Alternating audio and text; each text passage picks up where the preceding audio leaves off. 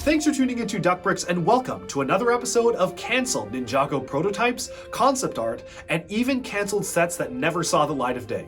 We'll be analyzing some of the many different things that goes into the development of Ninjago waves and seasons, and so far we've taken a look at all sorts of different things from Ninjago's history. For today's video, we are going to be specifically taking a look at Season 1, Rise of the Snakes, the season that started it all. Let's dive right into some of these cancelled sets, minifigs, and artwork and take a look. Now, out of all the Ninjago seasons, we may have the most amount of cancelled sets, concept art, and prototype images of sets related to Rise of the Snakes. Being one of Ninjago's first waves, it's also one of the best documented in terms of the development process of bringing Ninjago Season 1 to life. And I think that it probably makes sense to start off from one of the very first early concept trailers for LEGO Ninjago Rise of the Snakes, where the story was very different. They didn't even have the names of the characters locked down, and there was no Lloyd Garmadon at this point in the story. This is a very different version of the story we ended up getting, but it serves to kind of be a jumping off point for the set designers as well as the storyboard artists to really be able to come up with the look and feel of the Rise of the Snakes story itself.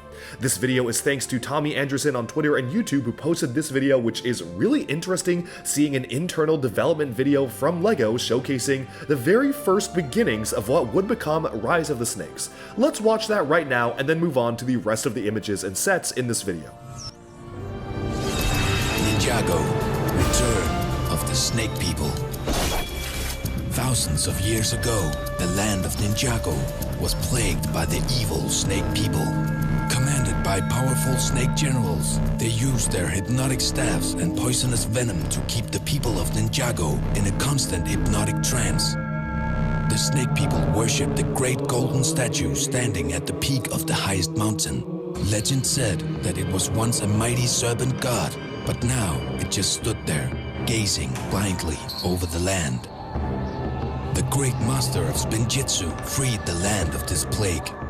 Using his magical snake charming flute, he was able to gain control over the Snake People. Playing an enchanting tune, he forced the Snake People into 4 wells, hidden in the far corners of Ninjago. He took the Snake General's hypnotic staffs and used them to seal the wells, condemning the Snake People to live in the underworld and never again to return to the surface of Ninjago. With the Snake People gone, the land of Ninjago prospered yet again. And as the years went by, almost everyone forgot about the staffs, the wells, and the Snake People. Until today. Our 4 brave ninja heroes have just learned that their arch-enemy, the evil Lord Garmadon, has returned to Ninjago, and he has a sinister plan. They rush to stop him, but they're too late. Garmadon has already found one of the wells and removed the staff. The Snake People slither back up and are now under his command. The ninjas clash with Garmadon and the Snake People in a great battle. Kai, the strongest of the ninjas, charges at Garmadon to regain the staff, but Garmadon just holds it in front of him, and with a single word, freeze, he hypnotizes Kai. Kai falls to the ground, unable to move. The ninjas are forced to retreat and carry their comrade to their sensei. Perhaps he can heal him. One of the ninjas, Sane, remains secretly hidden behind a bush. He sees Garmadon command the Snake Generals to find the remaining wells. He then takes the staff to the top of the highest mountain and plunges it into the golden serpent statue. Immediately, the gold on one of its snake-like arms shatters, and it comes alive. Its penetrating gaze falls upon a nearby village, hypnotizing the villagers. Back at the ninjas' camp, Sane returns to tell the terrible news. To be able to fight the Snake People, their sensei teaches the ninjas a new fighting style. One where they have to fight without the use of their eyes and instead rely on their other senses. Only this way can they avoid the hypnotizing stare of the Snake People. The sensei orders his ninjas to make haste. Garmadon must be stopped before he finds the remaining staffs. The ninjas head out to battle the Snake People yet again, and this time they are better prepared. But Garmadon now holds all 4 staffs and has released an entire snake army from the wells.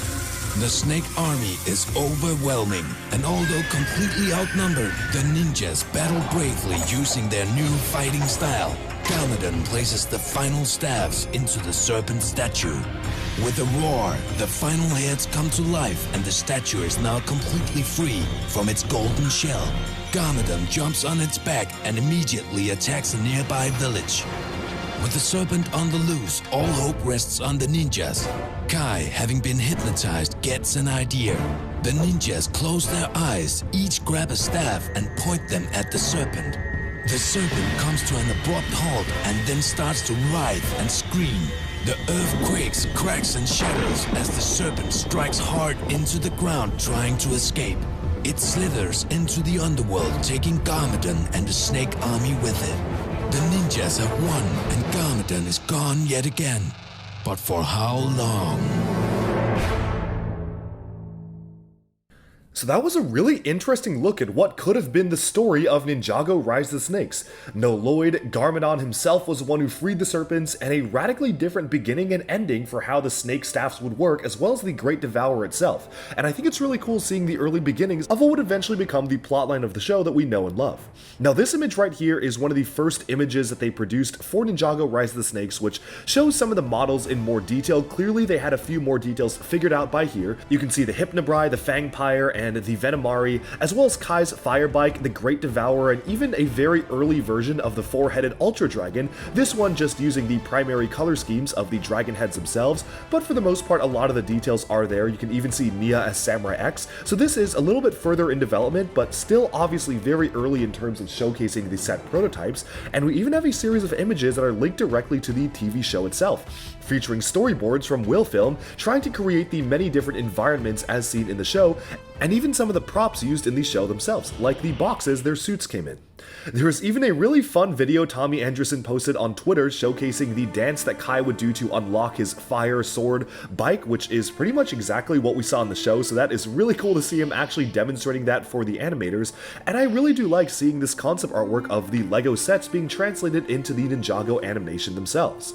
But of course, after we've seen all this concept art for the show, I think it makes sense to focus on the early development of the minifigures themselves, where they were really trying to work out what the minifigures would look like, specifically the ninja wearing armor on top of their suits, specifically being what would the ninja look like with armor on their suits themselves. But before we get into that, I think it really makes sense to focus on a couple of graphics that we got featuring the early development of the Serpentine themselves, and this is really interesting to me.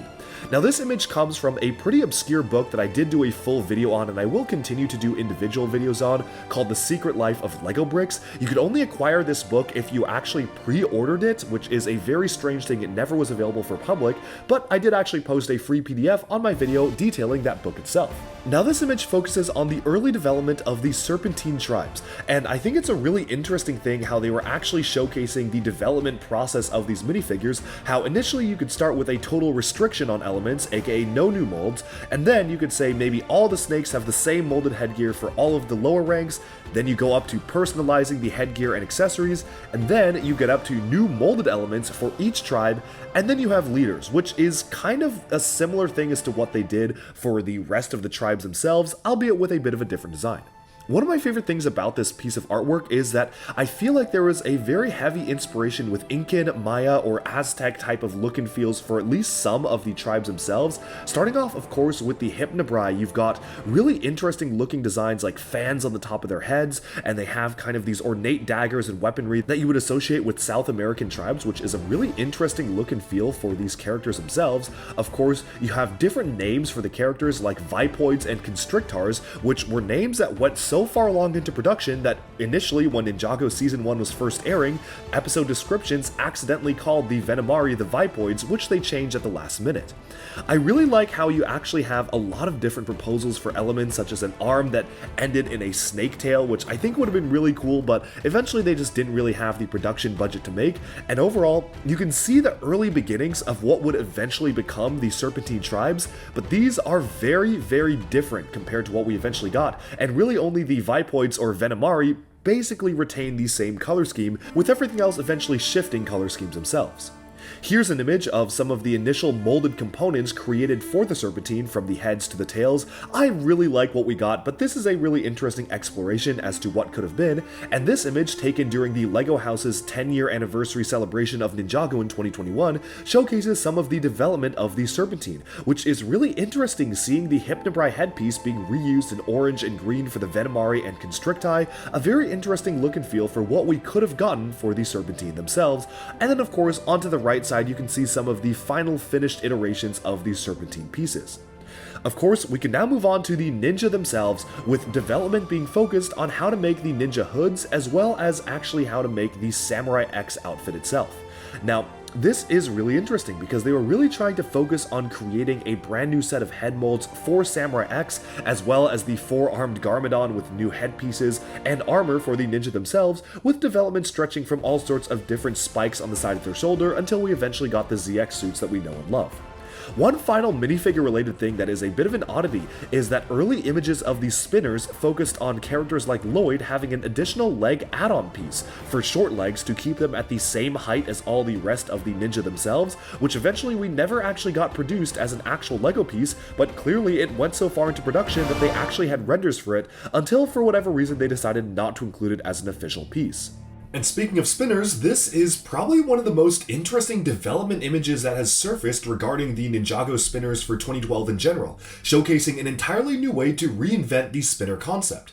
There are a couple of items that still made their way into the official sets. Of course, we did get some variation of the spinner crowns, there were brick-built shields, as well as the new characters being the Serpentine, but almost everything else in this image is a very strange prototype that we never really saw as an actual item. For the updated spinner blades, or the hidden blades underneath the spinner, we did get some variations of these as official pieces, but pretty much all of it was changed from the parts showcased here. There seems to have been a brand new piece they were trying to develop for the underside of the spinner itself, which never came to be, as you can see right underneath the blades there, which is a very interesting piece. Of course, those shields are somewhat reminiscent of what we did eventually end up getting, although I do really wish we got the Tangled Snake shield. Honestly, kind of reminds me of the Vermilion from Season 7. Of course, the shields are fairly standard, although you can still spy a couple of new pieces that were never actually made into production, such as the Technic attached sort of almost frog limbs or hands on the side. Don't really know what the deal is with that piece. Honestly, I'm kind of happy they didn't give us that piece because I do not know what to make of that. And of course, this is our best look at some of the new characters and the minifigure prototypes they were designing for this wave of Ninjago. It's really funny to me how the armor piece for Kai in the center almost feels reminiscent of the Digi armor we would eventually get for Season 12. It's also cool to see a recolored Zurg armor from Toy Story in gold there for one of the Serpentine, and we even were originally going to maybe get a three-headed Serpentine with what appears to be some dual molded pieces in trans neon green and orange of all things. Even the weapons themselves have a couple of unique elements, at least for the one in the middle and the one a little bit off to the right, of pieces that we never actually got as official LEGO set elements in general. And overall, I think this is a really cool look at a almost holistic view of what spinners could have looked like for 2012. From different crowns, to strange new pieces, to even a whole assortment of minifigures that are all sorts of wacky new molds. This is a really cool graphic, and of course, you even have a different expression for the Green Ninja up at the top of the artwork, being a little bit angrier in terms of the eye expression itself. So overall, it's a really cool image to get for this. This surfaced on the Internet Archive Wayback Machine, and I believe it also was included in a couple of promotional websites and books. So a pretty obscure image that only recently has been getting some attention, and I'm happy to have been able to share this one with you because this is really, really cool stuff. But moving on from minifigures, I think it makes sense to now take a look at the actual set prototypes themselves. Now moving on to the sets, there was a presentation given at a toy fair which showcased a couple of different prototype set models for a lot of the summer wave of the Ninjago sets. First off, we have some alternate designs for the Samurai X mech, which is really interesting to see all sorts of different color schemes and statures for it. I really like the set that we eventually got, but it is interesting seeing what could have been when it comes to the Samurai mech itself. There is a red jet, which was also showcased at the LEGO House displays. Obviously, this would eventually become Jay's lightning jet, but one of my favorite things about this is that you can actually see they were planning on recoloring the LEGO Bionicle Brutaka swords in some sort of metallic gold. Now that would have been really cool, and I really wish we did get those pieces recolored, although eventually we did get a new blade piece for Ninjago itself. This is a very interesting development process for Jay's jet, where you can see it started off as a really large and complicated build, but eventually was pared down to the honestly kind of lackluster set that we got in 2012, and all these prototypes seem a lot cooler than what we eventually got, even though they probably were not as stable. Of course, one of the most famous Ninjago prototypes is the Serpentine Train. Now, there's a lot of debate on this, and I believe that what has been stated about this model is that the Serpentine Train was never actually supposed to be an actual set. I believe that it was just kind of a concept model for what you could do to take one of the existing creator trains and kind of give it a snake look and feel. In the show, we did sort of get a Serpentine Train, but that was more of a Serpentine bus, so it wasn't even really like this, and I don't really know what the story is behind this one, but I don't think it was actually ever supposed to be a set itself, just kind of a prototype model to showcase what you could do to transform a model into a more serpentine look and feel. Now, there are a lot of different iterations of the Serpentine Snake mech, which never appeared in the show, but we did get a set for. Honestly, I really wish that we got this version that actually had a snake tail instead of legs. I always felt like the Snake mech was one of the weaker sets because it just had standard legs, and I feel like having a snake tail would have made it just a lot more interesting as a set. Obviously, these were designed, I believe, by Mark Stafford, who is one of the most prominent LEGO designers out there, but you can see the different early iterations of what would become the Snake mech itself. Now here's a really interesting one. This is Cole's vehicle for his golden weapon, which clearly was initially supposed to be a vehicle potentially made for Kai. You can see with the red and gold there. I am almost getting Batman Tumbler vibes from the first one with the tan being utilized, and it is a very interesting looking vehicle. Definitely not something they could produce today, and actually LEGO designers have officially stated that they chose to do the Cole's Driller from Ninjago Legacy instead of this vehicle for Ninjago Legacy because there was really no way to make it today with LEGO's building standards, and they would have to compromise a lot on the function. So I think it's a really interesting process showcasing how they developed this model and eventually decided on it being a vehicle for Cole.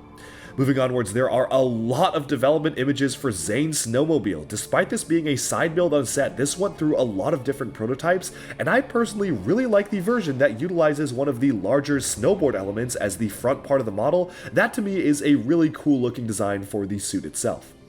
Now, moving onwards from that, we have a number of iteration models for the Great Devourer. I'm happy with what we got. I would have loved to see a Legacy Great Devourer, but I do feel that the one we got is the strongest out of these development models, which the early ones really do feel pretty blocky compared to what we eventually got. And finally, we have a couple of different iterations of the Ultra Dragon, which, as you can see, initially was supposed to be much more colorful, with red and gold and blue being integrated into the color scheme itself, really trying to combine the Ninja's color schemes. I like what we got with the white aspect being dominant across the entire model, but I don't know, I actually really like this design, which actually integrates every single one of the Ninja's individual color schemes into the dragon itself. Although I do understand that maybe they felt that this was a little bit too cluttered for the color scheme, which is why they pared it down to just one single white color scheme itself. Finally, there is one development model of Lloyd's Treehouse, which was very interesting to me because clearly this set was cancelled very early on, but it looks to be maybe a side build to a larger set. This image is courtesy of Masters of Brickjitsu, so thank you so much for posting that image. It is the only image we have of it, which is really interesting, seeing how this could have been a set itself. And finally, at the LEGO house itself, there were a number of prototype images for the different snake tribes. We actually have had one of these images feature in the show itself, which is really funny. The final one for the Constricti there was one that featured in the Ninjago History Museum, where Scales literally makes fun of how inaccurate it is. I think that's a really funny depiction of kind of including concept art in the show itself, but so far the other ones for the Hypnobrai, Fangpyre, and Venomari never actually released as official images other than just being on the wall of the LEGO house, and I just wish that better photos were taken of these because I am so fascinated with concept artwork, and the fact that the LEGO house did a full-on museum celebration of Ninjago, but eventually didn't really release those images outside of that display is a big shame, and I really do hope that these images will see the light of day someday. But with that, we've basically summed up everything there is to see with Ninjago Rise of the Snakes concept artwork. Again, a lot of concept models, prototypes, images, so interesting to see the development of Season 1 of Ninjago and how very early development translated into the Ninjago we know and love today. Alright, and with that, we've summed up this special video taking a look at some of the conceptual designs, artwork, and minifigures that goes into creating a Ninjago season. Let me know down in the comments below, which one of these was your favorite? Do you wish we got some of the things that we saw here? Or are you happy with the final product we eventually saw on shelves?